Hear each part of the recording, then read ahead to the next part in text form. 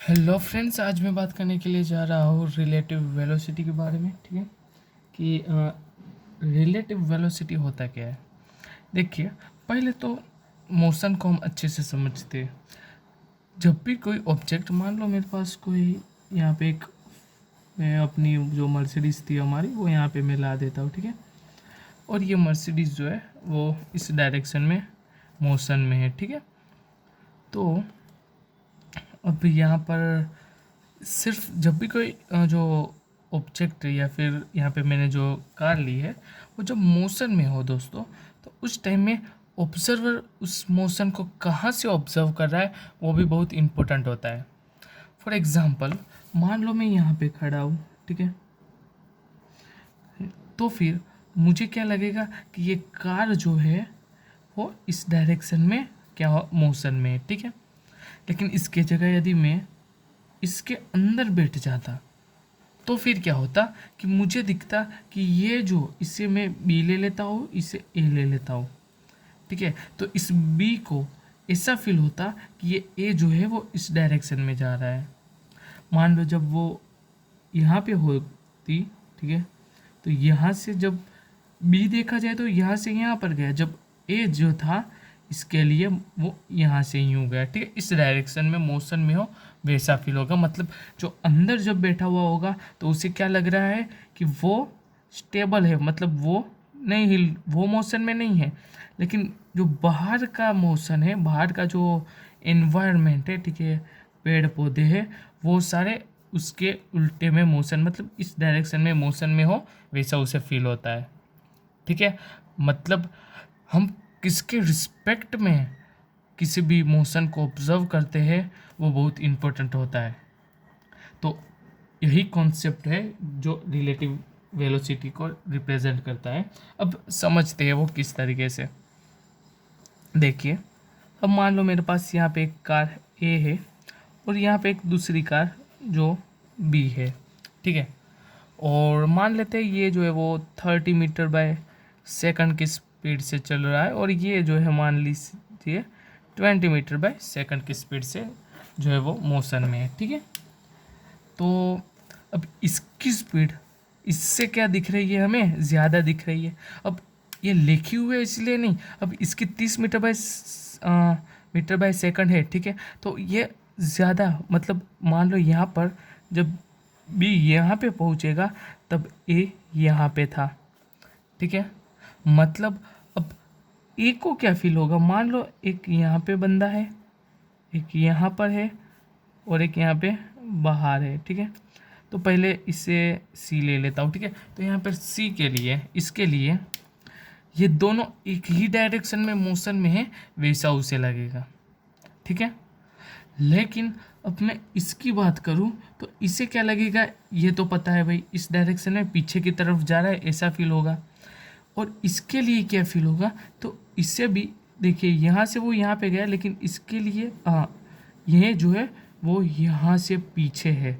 मतलब इससे ऐसा फील होगा कि ये पीछे की तरफ जा रहा है लेकिन बहुत स्लो।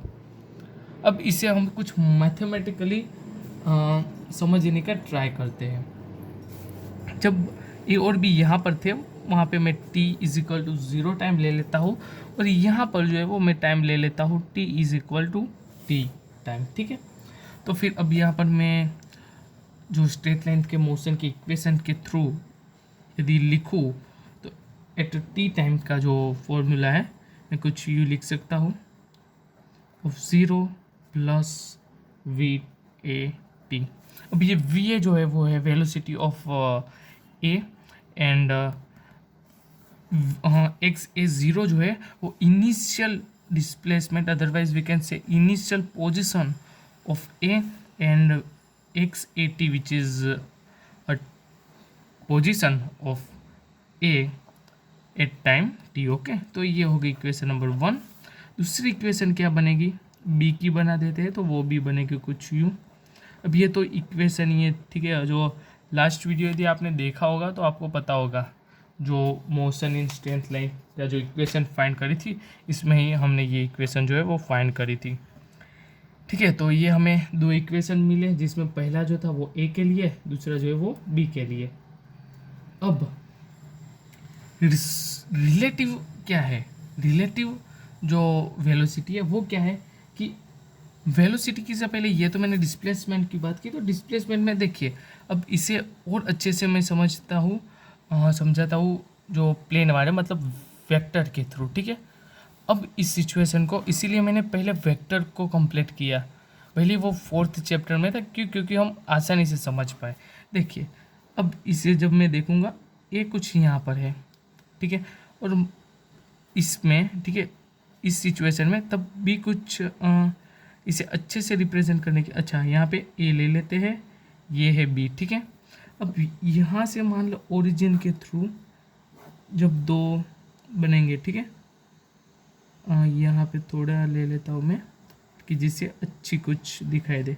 देखिए तो ये एक से एक टी टाइम के लिए बात करी, ठीक है, T is equal to 0 time पे तो सेम पर ही थे, ठीक है। तो ये एक्स बी, इसे मैंने बी लिया है, ठीक है, तो ये हो जाएगा एक्स बी, ये हो जाएगा एक्स ए, ठीक है।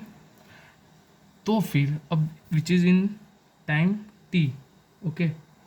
तो फिर अब यहाँ पर मैं क्या लिख सकता हूँ, जब रिलेटिव मतलब ये जो है वो क्या हो जाएगा, ये बी, देखिए ये तो ए है, ये है, ये टोटल में ले लेता हूँ एक्स ए बी, ठीक है, which is displacement between A to B, मतलब कुछ यूँ में लिखूँगा X A B is equal to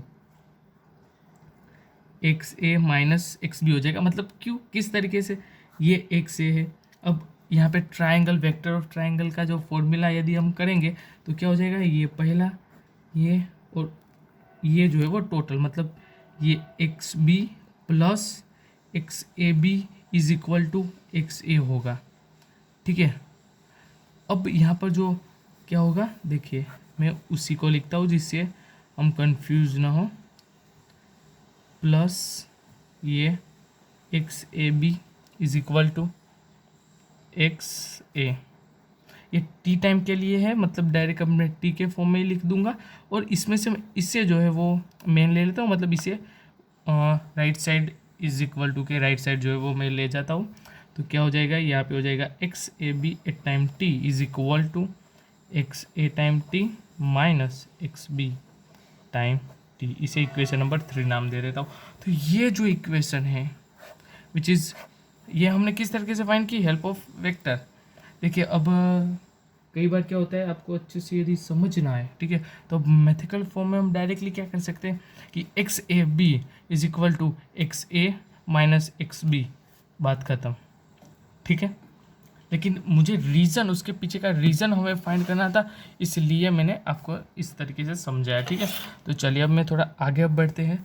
ये तो मैंने बात करी डिस्प्लेसमेंट की, लेकिन मेन जो था वो अब बात आएगी रिलेटिव वेलोसिटी की। तो रिलेटिव वेलोसिटी में यही होता है, उसमें भी वेलोसिटी को हम जो है वो देखेंगे, ठीक है, मतलब बी का एक वेलोसिटी है, दोनों भले एक सेम ही डायरेक्शन में, लेकिन जब रिस्पेक्ट में देखने की बात हो तब क्या होता है, ठीक है। तो उसका जो फॉर्मूला है वो भी यही होता है, V A B is equal to V A, अब टी टाइम के लिए ले लेता हूँ, ठीक है, at time T V A T minus V B time T, ठीक है।